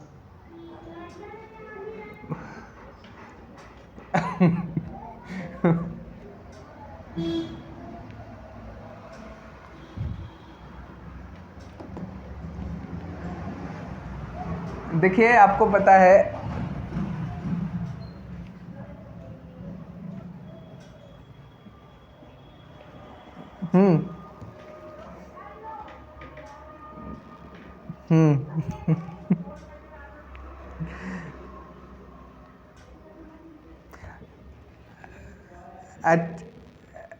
अच्छा, एक बात बताइए, पीने वाले भी तो बेचारे, जिसके पास पैसा नहीं है वो कैसे पिएगा बताइए? हाँ, आप ये ज़रूर कह सकते हैं, आप ये ज़रूर कह सकते हैं कि पीने में लोगों ने अपना घर खेत बेचा है, लेकिन मेकअप के लिए एक भी उदाहरण इतिहास में ऐसा नहीं है कि किसी ने अपना घर खेत बेचा हो। ये इसके लिए बच्चों के अधिकार को दांव लगा देगा कि शिक्षा पे खर्च नहीं करेगा, लेकिन स्त्री के पास जब ये विकल्प आता है तब वो आपको पता है अपने बच्चे के व्यक्तिगत विकास के लिए तर्क आपको इस पक्ष में देने चाहिए, ना कि आप एक कम खर्चा और ज़्यादा खर्चे के पक्ष में तर्क देंगी तो कोई नहीं मानेगा। आप कहें कि विकल्प, ये जब ये काम करना शुरू कर देता है तब आपको पता है कि वो कोई पक्ष पर ध्यान नहीं देता है कि उसके बच्चे शिक्षित हो रहे हैं, उन्हें पर्याप्त शिक्षा मिल रही या नहीं, उसे केवल मतलब किससे है? पीने से मतलब। फिर दूसरी चीज़ है कि नुकसान ये है कि आपको पता है इससे इसके ऐसे हार्मोन्स रिलीज होते हैं, उस दौरान ये होश में नहीं रहता है, ये अपना वो उस दौरान हो सकता है कुछ ऐसी गतिविधि कर दे जिसके बहुत नकारात्मक परिणाम आए, किसी को मार दे या कुछ भी हो, लेकिन इससे ऐसा नहीं है। लेकिन स्वास्थ्य को खतरे में दोनों इक्विवेलेंट हैं, स्वास्थ्य को खतरा इसके भी है, इसके भी है। तो हमने सतही कमेंट की कटाच के रूप में, आप अगर तर्क देना चाहते हैं तो आप बता सकते हैं कि इस में है, इन जोन्स में ये बेटर कंडीशन में है, क्योंकि आपको पता है कि वो विकल्प के रूप में उस समय वो चीज़ें नहीं परचेज करेगी, लेकिन इसे अगर लत लग गया, एडिक्टेड हो गया है तो ये खरीदेगा ही खरीदेगा।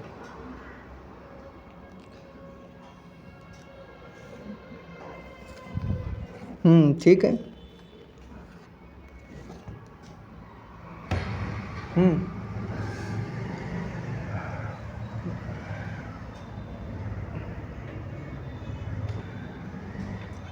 तो ठीक है, तो फिर अब ठीक, आप जो भी बोल रहा है मुझे ये तो नहीं समझ आ रहा कौन बोला, लेकिन एक बात हमारा आंसर समझिए, इसका बहुत बढ़िया एग्जाम्पल है। कभी भी आपको पता है कि विरोध इसमें हमेशा लड़कियां ही करती हैं। अगर उन्हें पता चल जाए कि लड़का पीता है ठीक ठाक से तो वो विवाह तक उससे नहीं करेंगी, लेकिन कभी लड़का नहीं छोड़ता है कि लड़की मेकअप ठीक से करती है तो हम विवाह नहीं करेंगे, वो तो कहेगा अच्छी बात है।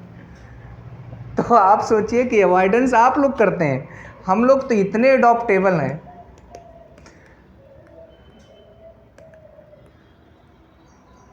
इतने अडॉप्ट हम्म हम्म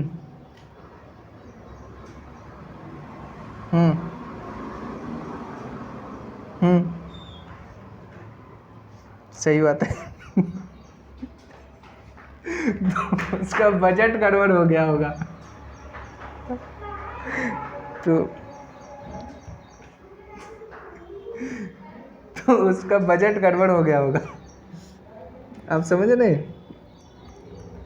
चलिए अच्छा, हम लोग आगे देखते हैं। तो सफाई कर्मी के बारे में आप जानिए। भारत में ये जाति व्यवस्था से जुड़ी प्रॉब्लम है। जाति व्यवस्था जिस दिन शून्य पर जाएगी उस दिन हाथ से मैला ढोना या उस तरीके की जो गतिविधि होंगे, जैसे आप देखिए गांधी जी ने भी हाथ से मैला उठाया था बहुत बार। केवल वो इसी चीज़ को संबोधित करना चाहते थे दार्शनिक स्तर पर कि देखिए कि खुद व्यक्ति को सफाई में योगदान देना चाहिए, किसी दूसरे पर निर्भर नहीं या किसी दूसरे से अपनी सफाइयाँ नहीं करवानी चाहिए। इस तरीके की बातें हैं। तो समाधान अगर आप ढूंढेंगे तो इस पर सोच सकते हैं कि ये सामाजिक बीमारी है, सामाजिक संकीर्णता है और इससे बहुत प्राचीन काल की है और इसे दूर करना चाहिए शैक्षिक स्तर पर। उस तरीके की बातें आप इसमें कर सकते हैं। ठीक है। एक दत्तक ग्रहण और अनाथ बच्चे पर है न्यूज, कल आगे कंटिन्यू करेंगे। आज के लिए मुझे लगता है इतना सफिशिएंट। 4-5 ही न्यूज हो पाई लेकिन डिटेल में। नमस्ते योजना 2013-14 की। यहाँ तक कोई डाउट हो तो पूछ लीजिए, नहीं तो फिर कल मिलते हैं।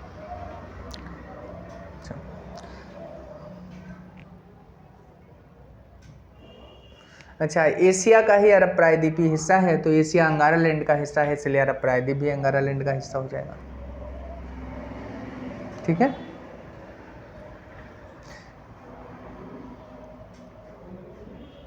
हाँ।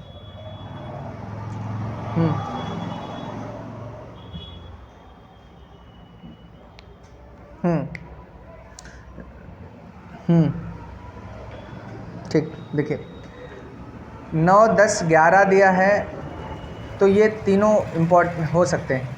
कारण क्या है, इसमें भी हम त्याग कर सकते हैं तो उसकी नागरिकता छीन लेंगे। 10 में भी है कि वो विधि बनाते हैं कि कौन निरंतर किसकी नागरिकता मेंटेन रहेगी, किसकी समाप्त हो जाएगी। 11 में भी यह संसद को पावर दी गई, ठीक है, कि वो विधि कानून बनाएगा। हालांकि अगर ये ऑप्शंस नहीं है और उसमें एक ऑप्शन ऐसा है कि नागरिकता अधिनियम 1955, तो हमारा बेस्ट ऑप्शन वो जाएगा, क्योंकि स्पष्ट संविधान में कहीं स्पष्ट नहीं लिखा गया है कि कौन, केवल इतना लिखा गया है कि 26 जनवरी 1950 को कौन नागरिक होगा, इसका जिक्र है। कौन नागरिक रहेगा, कौन नागरिक नहीं रहेगा, इनका फिर बाद में भविष्य में या पास्ट में इसका कोई जिक्र नहीं किया। बात समझ रहे हैं? वंचित करने की विधि सीधी सीधी लिखी गई है या नागरिकता अधिनियम 1955 में।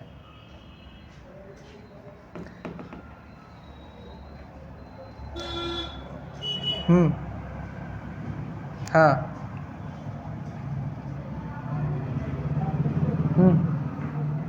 हाँ, दोनों बाहर से आए।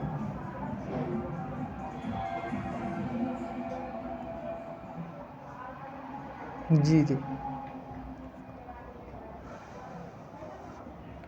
जी। बस ये केवल ये वहाँ पर किसी वजह के भेदभाव के शिकार है और ये केवल विदाउट वीज़ा किसी तरीके से देश में प्रवेश कर गया है। जैसे हम बताएं, सनी देओल देखिए बिना वीज़ा के प्रवेश कर गया था। आपका पाकिस्तान जिंदाबाद है, इससे हमें कोई आपत्ति नहीं है, लेकिन हमारा हिंदुस्तान जिंदाबाद था, जिंदाबाद रहेगा। हैंड पैप उखाड़ता है, अगर मैं अपनी बीवी बच्चों के लिए सिर झुका सकता हूँ तो सिर काट भी सकता हूँ। डायलॉग सुना है? तो आप समझ सकते हैं, वही अवैध प्रवासी है वहाँ सनी देओल पाकिस्तान में, क्योंकि ये भारत से सताया नहीं गया है लेकिन बिना वीज़ा के प्रवेश कर गया है पाकिस्तान में।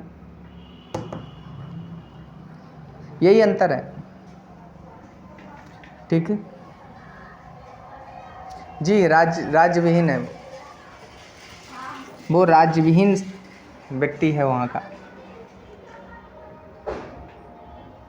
अच्छा, चलिए अच्छी बात है।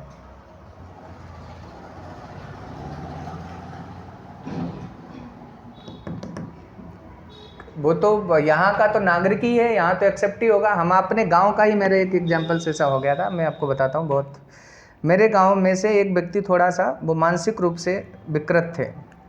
वो पता नहीं कैसे बॉर्डर क्रॉस कर गए और बॉर्डर क्रॉस करके वो पाकिस्तान की जेल में रहे 20 से 25 साल। यहाँ के लोगों ने ये समझा कि उनकी डेथ हो गई ठीक, यहाँ तक हो गया कि उनकी शादी हुई थी और उनकी वाइफ जो थी वो आपको पता उनके भाई के साथ ही वो नहीं हो जाता है कि इनकी डेथ के रूप में कंसीडर कर लिया गया और वो इनका ऐसा सिस्टम हो गया कि उनके भाई की वो वाइफ बन गई। फिर वहाँ से डॉक्यूमेंट आते हैं और कहते हैं कि वो वहाँ पाकिस्तानी जेल में 25 साल के बाद लगभग, फिर 4-5 साल प्रोसीजर में लग जाते हैं, उसके बाद वो व्यक्ति छूट कर आता है। ठीक, विवाद तो सब हो गया, संपत्ति तो ठीक से बट गई, लेकिन प्रॉब्लम आई केवल इस पर कि ये किसकी रहेगी अब। तो एक मामला ऐसा हुआ था, तो वो अवैध प्रवासी कंसीडर किया गया था वहाँ, लेकिन मानसिक विकृत था इसलिए जेल से छोड़ दिया गया था। समझ रहे हैं? ठीक है। तो फिर शाम को हम लोग 10 बजे क्वेश्चंस जो मैंने भेजे थे, शायद अब 28 क्वेश्चन हैं, आप लोगों ने अटेम्प्ट किए होंगे कि 37 है, जितने भी हों देखना। मिला था ग्रुप पे कुछ क्वेश्चंस की लिस्ट, तो हाँ, तो उसे आप एक बार थोड़ा देख लेना, आंसर उसके मार्क करने की कोशिश करना। टॉपिक मैंने पढ़ाया है और मैं टफ क्वेश्चन जानबूझ के दे रहा हूँ। कारण क्या है, देखिए अगर हमें 5 किलोमीटर दौड़ना हो तो हमसे कहा जाता है 10 किलोमीटर की तैयारी करो, ठीक है। तो वो हैं क्वेश्चंस, लेवल है उसमें कुछ क्वेश्चंस का, वो मैं एक्सप्लेन करूँगा जिससे आपकी कॉन्सेप्चुअल क्लियरिटी आए। जैसे अभी मैंने कर्तव्य में क्वेश्चन एक दिया कि वो विधि प्रसारित हैं या विधि से कोरिलेट हैं, ऐसे क्वेश्चन करोगे तो आपके धीरे धीरे कॉन्सेप्चुअल क्लियरिटी आ जाएगी। तो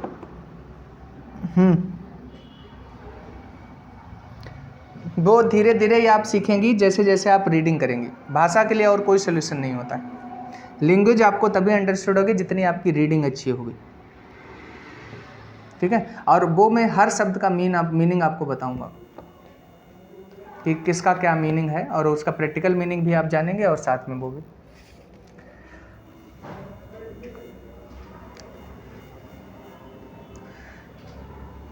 ठीक है, तो फिर आज ऑफ करें। ठीक है, फिर शाम को 10 बजे आप आ जाइएगा, आप सब लोग, ठीक है।